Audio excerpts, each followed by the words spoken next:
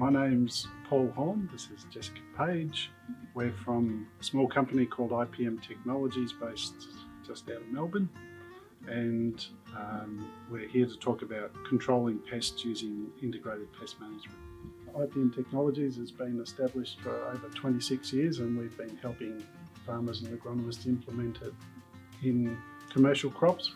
IPM stands for Integrated Pest Management, and what it involves is integrating the three control methods that are available to any farmer on any crop, and that is biological control, which are the insects and mites usually that eat pest insects and mites. Cultural controls are management tools which either favour beneficial species or discourage pest species.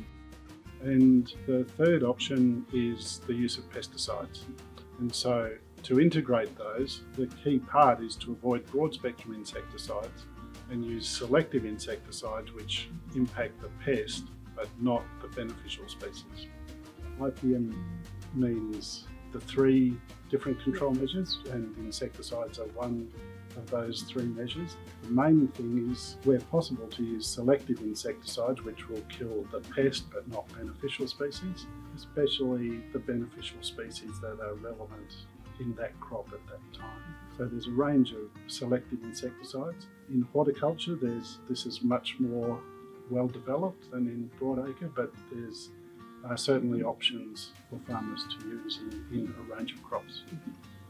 The most important thing is to look at the pesticides being used, and wherever possible, and it should be possible in almost all cases, to eliminate broad spectrum insecticides that kill naturally occurring biological control agents. Often the reason people turn to IPM is where there's a failure of pesticides. So IPM doesn't mean tolerating more damage or accepting a higher level of pests than would otherwise. In fact, it's quite the opposite. It should be to get better control of pests with reduced reliance on pesticides, insecticides in particular, and so that should provide sustainable control of pests. The benefits are usually with better pest control in the longer term, and so it's a sustainable way of controlling pests.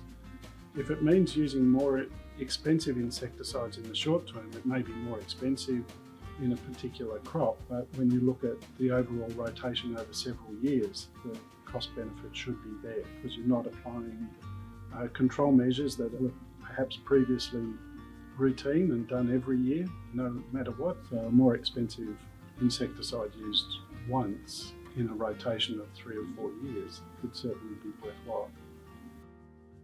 Depends on what pests we're worried about.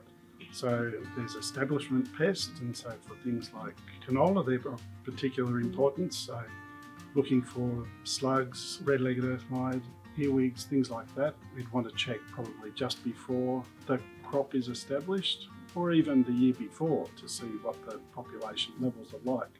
But then for the transient things like aphids, probably springtime you would expect to find them. Things like Heliothus, late spring, early summer, we'll see those.